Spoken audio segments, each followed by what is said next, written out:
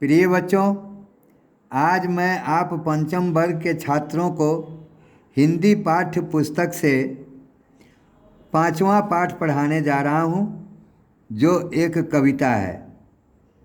इस कविता का शीर्षक है काली घटा। इस कविता के पढ़ाने से पहले मैं आप लोगों को एक बात बताना चाहूँगा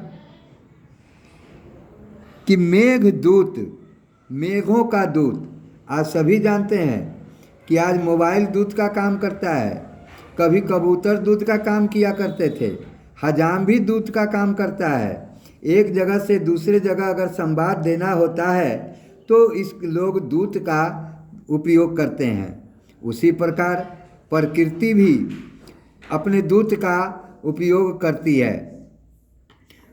ये काली घटा, अभी आप लोग देखते होंगे कि आकाश में काली घटाएं छाई हुई हैं और ये घटा दूत बनकर आई है वर्षा की। ये बता रही है कि वर्षा आने वाली है। तो इसीलिए हमारे आपके जीवन में जिस तरह दूत की आवश्यकता होती है और दूत हमें आने वाले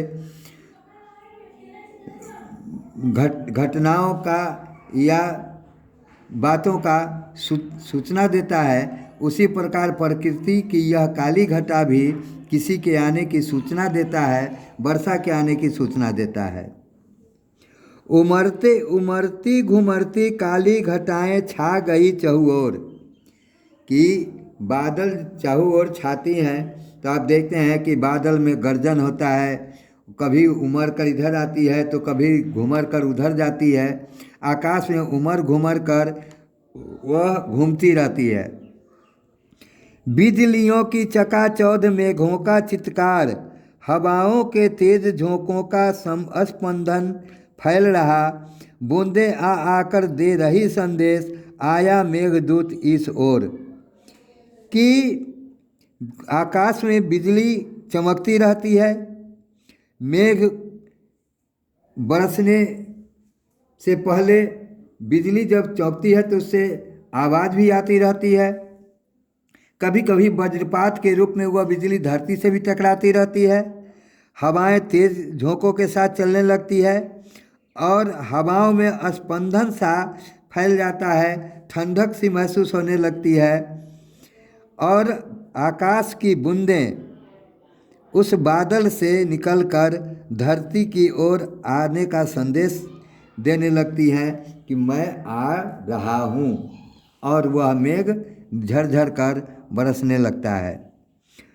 टप टप करती सूर लहरी बनी मृदुल, टूटी पड़ी अविरल धार, रूप बनी विकराल। जलमग्न हो गए खेत और मेरों के तट। तो ये कविता नहीं, ये मुक्तक हैं बच्चों, कि यह छोटे छोटे पंक्तियों को जोड़कर कविता का रूप दिया गया है।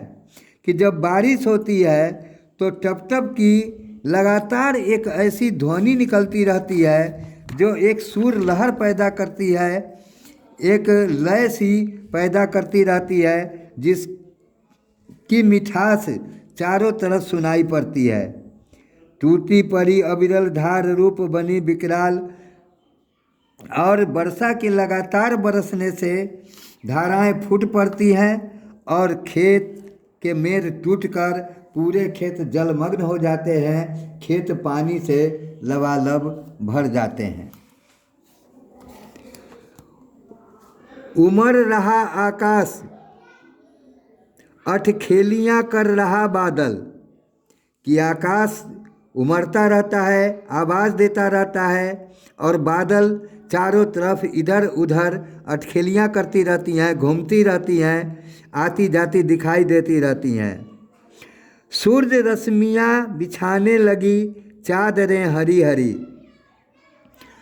कभी कभी सूर्य का प्रकाश उस बादल से छनकर जब धरती पर पड़ता है तो उसकी धरती की हरियाली जो है कुछ अलग ही तरह के सौंदर्य प्रदान करती है, सुंदरता प्रदान करती है।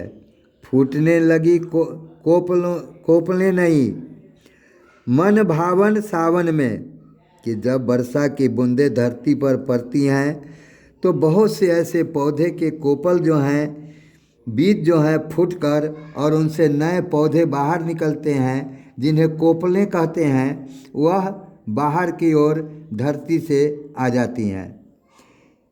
भीनी खुशबू बिखेरती मेहंदी, इठलाती बल खाती, गलियों से गुजरते सघन घन घोर।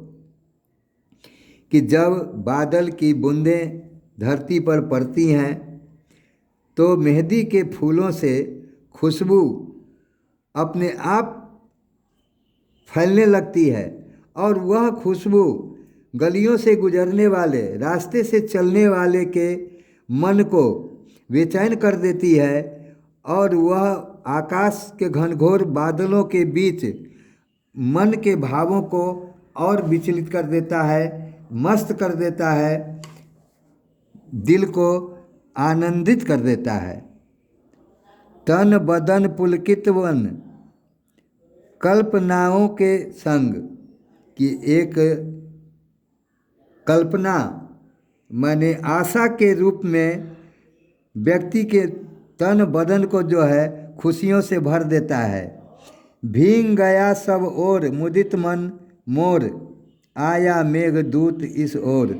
कि जब वर्षा आने वाली होती है, आकाश में जब काले काले बादल छा जाते हैं, तो हम लोग ये समझ जाते हैं कि वर्षा आने वाली है, और उस आने वाले के खुशी में मेहंदी अपने फूलों से सुगंध बिखरने लगती है, मोर अपने पंख फैलाकर नाचने लगते हैं, हरियाली, पृथ्वी की हरियाली बढ़ जाती है, चारों तरफ आनंद ही आनंद दिखाई देने लगता है, और सभी लोग आनंद विभोर हो जाते हैं।